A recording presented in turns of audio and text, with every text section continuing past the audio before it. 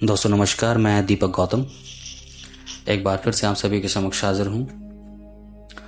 आज हम बात करेंगे कि सूक्ष्म जगत में प्रवेश करने में या फिर ध्यान की इस अवस्था को प्राप्त करने में हमें किन चीज़ों की आवश्यकता होती है, मतलब किस प्रकार की प्रैक्टिसेस की आवश्यकता होती है। तो मुझे किसी ने सवाल भेजा था तो मैं उसी विषय में आज बता रहा हूँ। देखिए, जिस प्रकार से मनुष्य को काम करने के लिए, इंसान को काम करने के लिए, अपना जीवन चलाने के लिए एक ऊर्जा की जरूरत पड़ती है जो हम अपने भोजन से लेते हैं। हमें भोजन करना पड़ता है, हमें प्रोटीन विटामिन्स की ज़रूरत पड़ती है, हमें पानी की ज़रूरत पड़ती है, हाइड्रेट रहना पड़ता है, और भी बहुत सारे जो चीज़ें हैं जो हमारे जीवन को स्वस्थ मतलब बनाए रखने के लिए या फिर हमें अपने जीवन को एक स्ट्रेंथ देने के लिए, भौतिक स्ट्रेंथ देने के लिए होती हैं, जिससे तुम अपना काम कर पाते हो। ठीक है, अपना काम कर पाते हो, कहीं ट्रैवल कर पाते हो, जा पाते हो, इतना सारा झंझट झेल पाते हो जीवन में। अगर तुम्हारी ये चीज़ें कम कर दी जाएं तो तुम्हारा काम भी कम हो जाएगा। ठीक है, और अगर और कम कर दी जाएं तो फिर अगर तुम बिस्तर में लेटे लेटे जीना चाहते हो तो हाँ, बहुत कम खुराक में तुम जी सकते हो।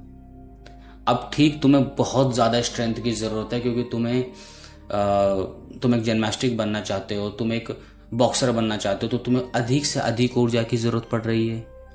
तो यहाँ पर तुम्हारा पूरा जीवन यापन होता है तुम्हारी भौतिक शक्ति से, जो तुम खाने से, पीने से या अपने फूड से कंज्यूम करते हो। जिनको कंज्यूम करते हो उसके बाद तुम्हारे अंदर वो फिजिकल स्ट्रेंथ आती है।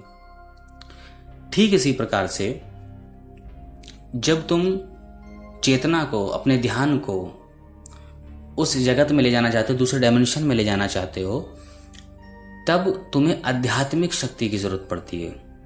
ठीक है, ये ठीक वैसा ही जैसे तुम अपने जीवन में काम करते हो ना, ठीक ये रूल यहां भी लागू होता है, कुछ अलग नहीं है। तो यहां तुम्हें आध्यात्मिक शक्ति की जरूरत पड़ती है। अब ये आध्यात्मिक शक्ति कैसे आए, कहां से आए? ठीक है, आध्यात्मिक शक्ति को बढ़ाने के बहुत से तरीके होते हैं। हम जो मंत्र जाप करते हैं उससे हमारी आध्यात्मिक शक्ति बढ़ती है।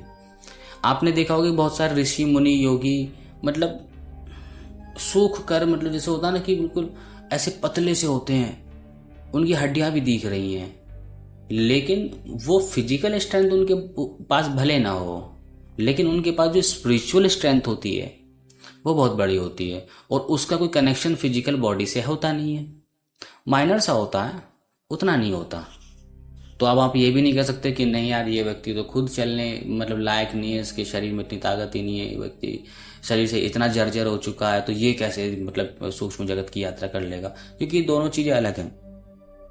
अब मेरी भौतिक शरीर को स्ट्रेंथ की जरूरत पड़ती है जो हमें खाने से मिलती है। हमारे आध्यात्मिक एक हमारी चेतना होती है, इसको भी स्ट्रेंथ की जरूरत पड़ती है जो तुम्हारी आध्यात्मिक प्रक्रियाओं से मिलती है, जो तुम करते हो। तुम्हारा मंत्र, अनुष्ठान या जो भी प्रक्रियाएं तुम फॉलो कर रहे हो, सभी से मिलती है। लेकिन प्रॉब्लम क्या होती है कि हम जिस तरह की प्रैक्टिसेस कर रहे हैं, अक्सर एक बड़ी गलती जो साधक करते हैं वो ये कि वो अपनी ऊर्जाओं को बचाकर रख नहीं पाते हैं। कोई अपनी ऊर्जा बचाकर रख नहीं पाता है। क्यों? क्योंकि हमारे वातावरण में, हमारे आसपास, दूसरे डायमेंशंस में भी बहुत सारी ऐसी स्पिरिट्स होती हैं जो तुम्हारी ऊर्जाओं को चुराती हैं, और मैं पहले से इस बात को बोलता आ रहा हूं। तो इसलिए तुमने अनुभव किया होगा कि तुमने 1 लाख मंत्र जप कर डाले, 25 लाख मंत्र जप कर डाले, लेकिन तुम फिर भी वैसे के वैसे ही हो। तुम्हारे अंदर 1% कुछ हिला डुला नहीं है। हाँ, तुम थोड़े से आध्यात्मिक स्तर पे तुम्हें थोड़ा सा अच्छे अनुभव हो गए होंगे तो बात अलग है, लेकिन 25 लाख मंत्र जप करके थोड़े से अनुभव हुए तो फिर क्या, सूक्ष्म जगत में जाने के लिए तो क्या 5 करोड़ पढ़ने पड़ेंगे? फिर तो हम ही ना निकल लेंगे, हमारे पास इतना जीवन में इतना समय कहाँ है।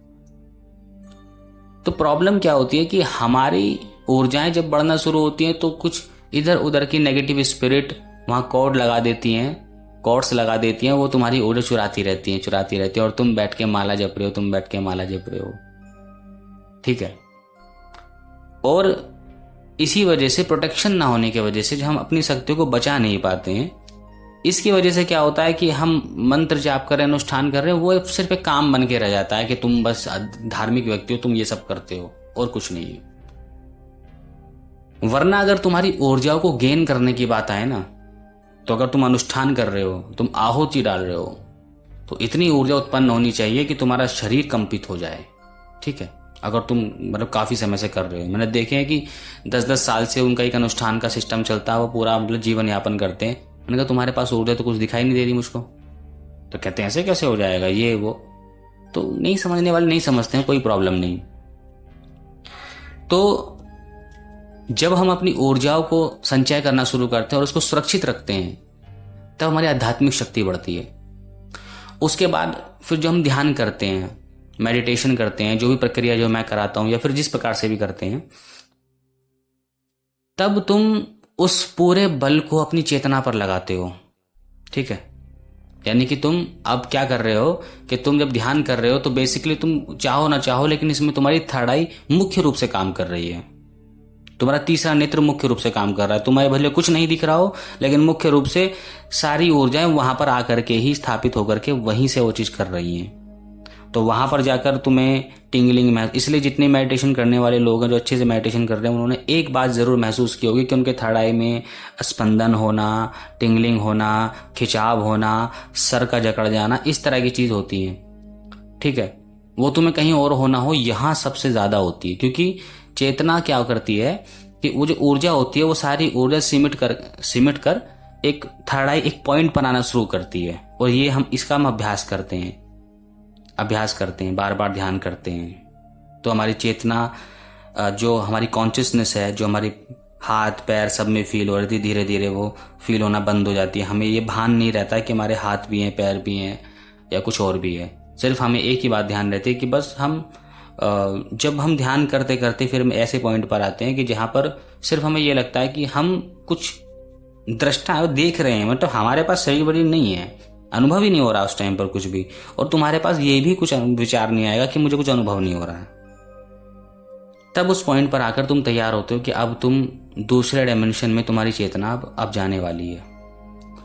उसी पॉइंट पर इसी सब में फिर कलर्स दिखना ही, सब दिखना ही शुरू हो जाते हैं।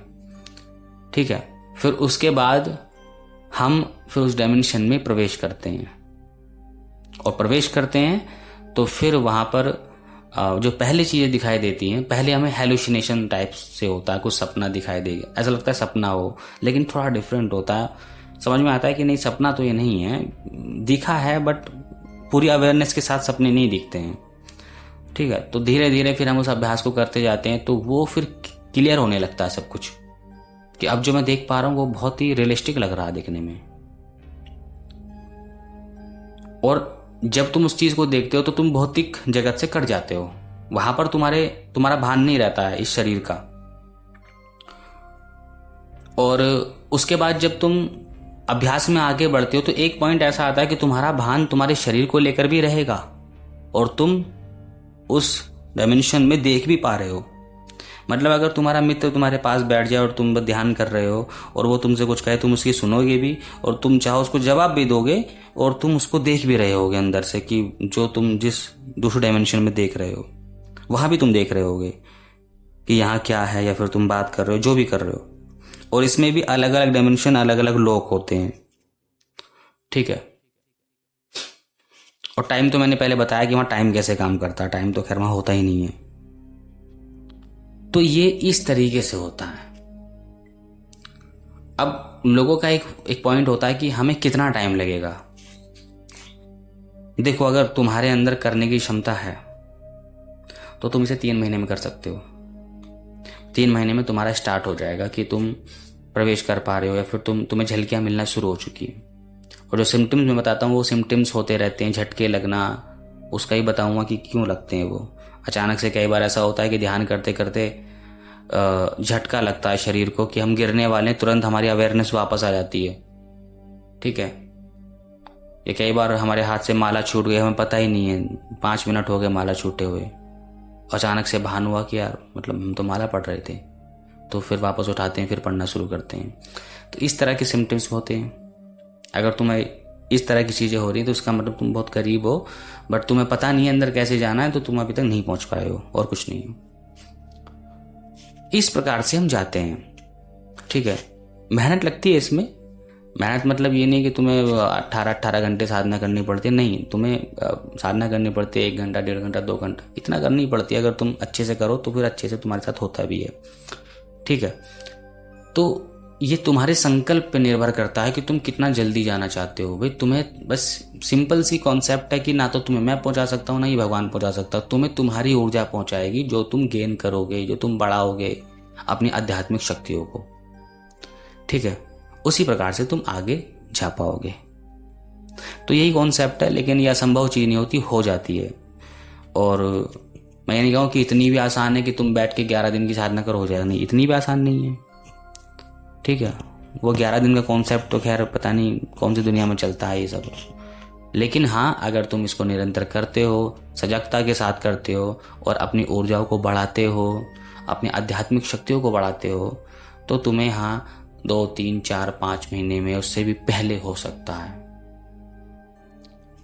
सजगता के साथ अगर बिल्कुल ही मुझसे टाइम लेना चाहते हो तो मैं कहता हूँ 3 महीने में हो जाएगा। लेकिन जैसा मैं टाइम बोलूंगा वैसे तुम्हें देना पड़ेगा, सुबह को और रात को, आधी रात को, लेट नाइट। सुबह 1 घंटा, शाम को कम से भी कम, रात को कम से कम 1 से 1.5 घंटा, तो तुम कर जाओगे। तो खैर जो सवाल मुझे आए उनके मैं समझता हूँ कि उनको जवाब मिल चुका होगा। और भी आगे बहुत इस विषय में और भी बहुत सारी बातें हो सकती हैं, और धीरे धीरे आपके सवालों से वो संभावनाएं उत्पन्न होती हैं कि हाँ इस पर अब बात की जाए, ठीक है। तो सवाल पूछते रहा करो कमेंट बॉक्स में भी कि ये कैसे है, वह कैसे है, तो फिर उस तरफ ध्यान जाता है, तो फिर वीडियो बनाते हैं, ऑडियो बनाते भी हैं, ठीक है। तो इस प्रकार से होता है। तो यहाँ तक सारी बातें स्पष्ट हैं। आज के लिए इतना ही। नमस्कार, धन्यवाद।